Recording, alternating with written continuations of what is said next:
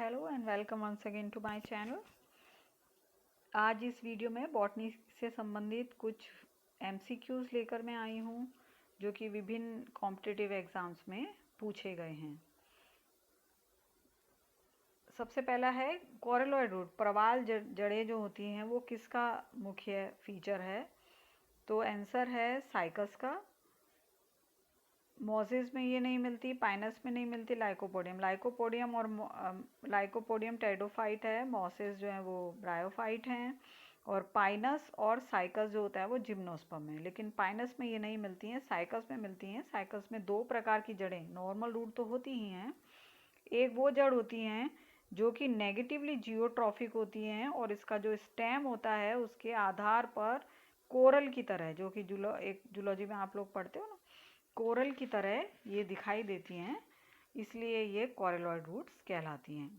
इनमें symbiotic relationship पाया जाता है और ये एल्गी के साथ, एनाबिना के साथ और नॉस्टॉक के साथ अपना सिम्बायोटिक रिलेशन प्रदर्शित करती हैं।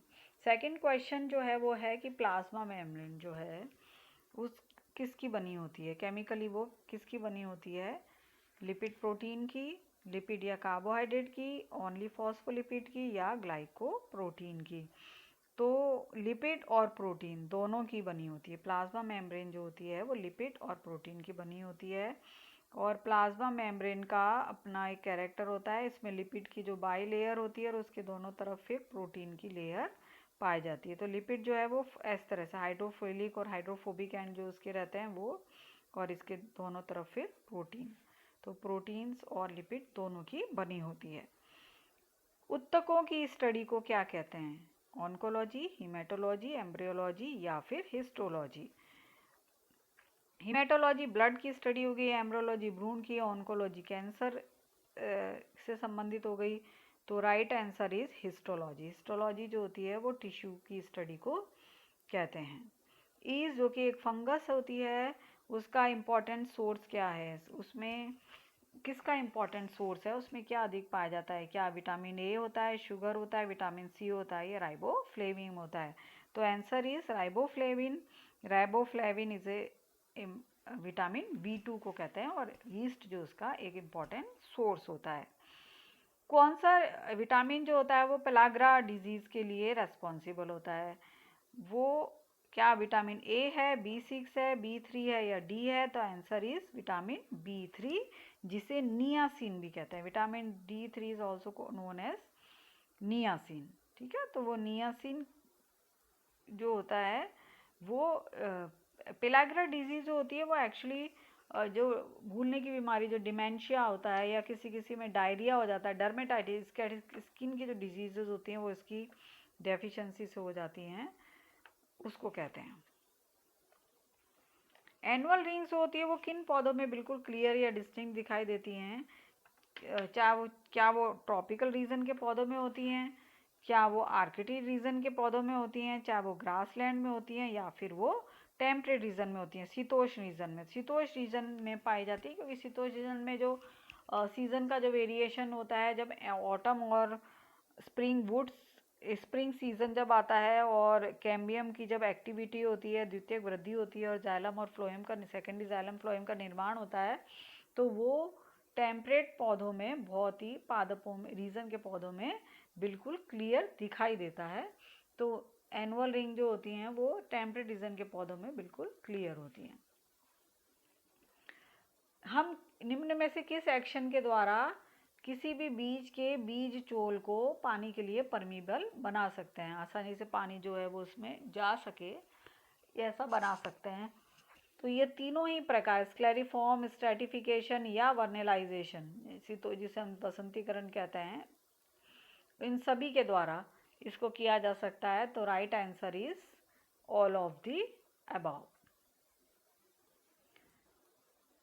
दृढ़ उत्तकीय वैस्कुलर, नेक्स्ट क्वेश्चन इज दृढ़ उत्तकीय वैस्कुलर बंडल शीट जो होती है वो किस में पाई जाती है? तो वो मोनोकॉट का एक कैरेक्टरिस्टिक है। मोनोकॉट में बंडल शीट के वैस्कुलर बंडल के चारों तरफ इस तरह की एक बंडल शीट रहती है, क्रेंज एनाटोमी जिसे कहते हैं, है ना, इस तरह से एक रीत होती है और वो स्क्लेरेन्काइमेटस होती है। तो ये एक मोनोकोट आंसर होगा इसका।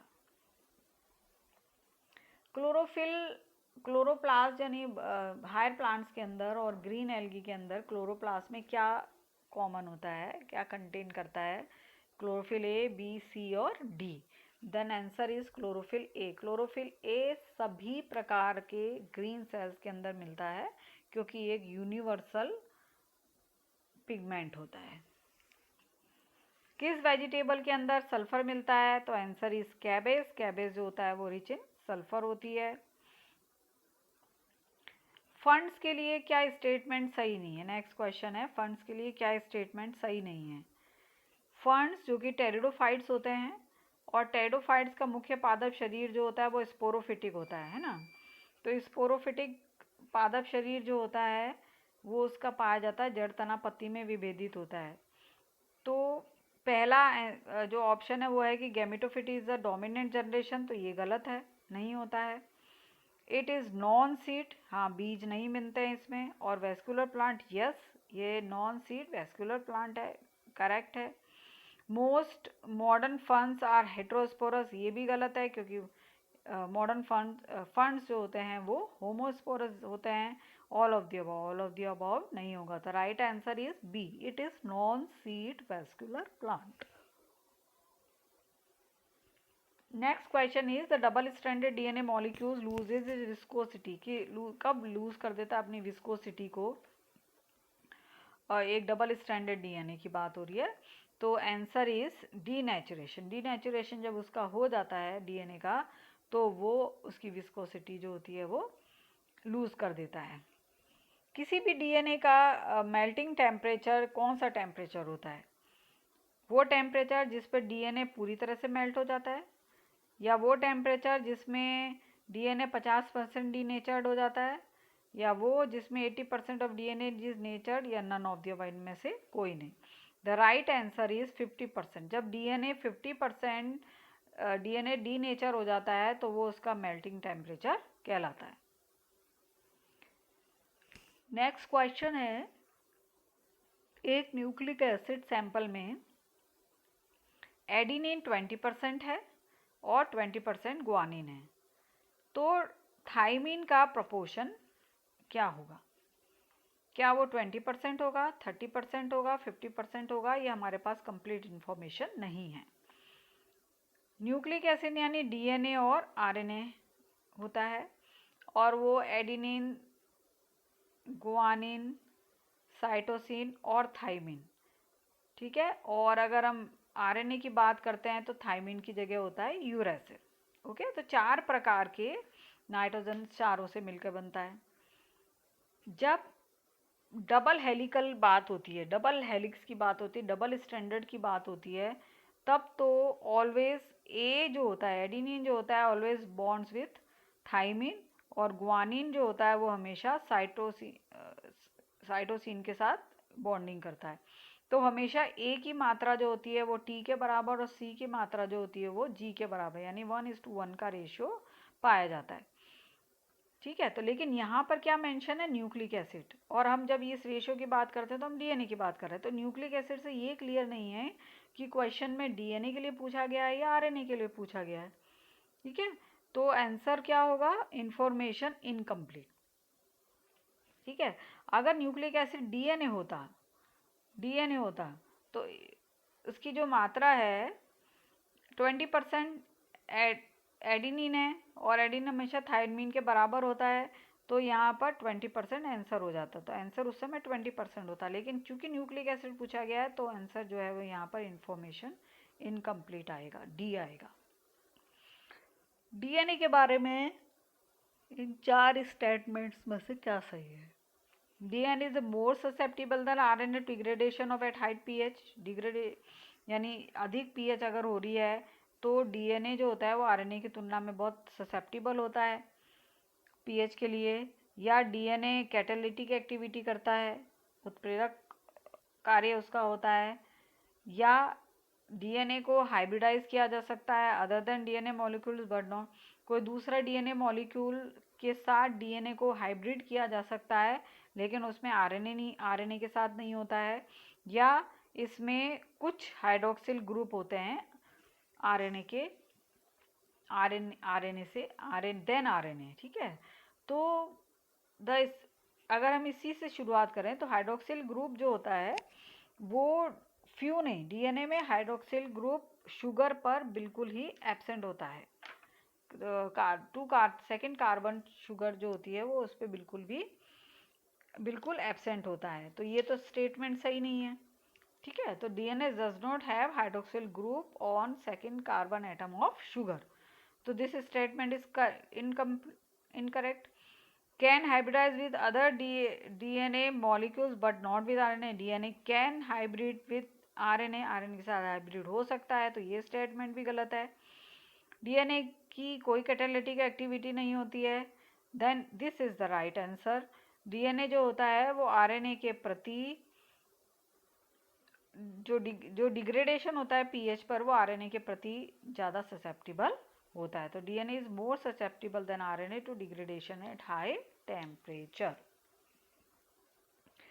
Next question is the one which can tolerate the highest osmotic pressure is, जिसका परासरण दाब, वो इनमें से कौन है जो अधिक परासरण दाब, हाईएस्ट, सबसे अधिक परासरण दाब को सहन कर सकता है?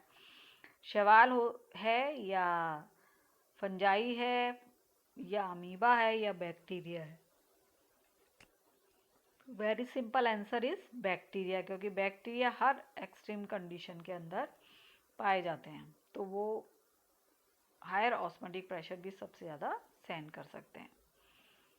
इनमें से किन में लीव्स जो हैं, पत्तियां जो हैं, वो कांटों में बदल जाती हैं? पत्तियों का कांटों में बदलना एक जीरोफिटिक कैरेक्टर है, एक मरुद्भिद लक्षण है, रेट ऑफ ट्रांसपिरेशन कम करने का एक साधन होता है ये। तो अनियन भी जीरोफिटिक नहीं है, सिल्क कॉटन भी जीरोफिटिक नहीं है, पी भी जीरोफिटिक नहीं है, तो आंसर इज ओपनशिया, नागफनी। नागफनी के अंदर जो फिलोकेट्स होता है, तना जो होता है वो इस तरह से फिलोकेट बन जाता है, पत्ती का रूपांतरण हो जाता है और इस तरह से उसके ऊपर कांटे पाए जाते हैं। कॉटन फाइबर्स किसके बने होते हैं? बिल्कुल क्लियर है, ग्लूकोज के नहीं होते हैं, गैलेक्टोज के नहीं होते हैं, स्टार्च के नहीं होते हैं, यानी कार्बोहाइड्रेट, ये वाला कार्बोहाइड्रेट नहीं मिलते। क्या मिलता है? सेल्यूलोज। तो कॉटन फाइबर्स जो होते हैं वो सेल्यूलोज के बने होते हैं।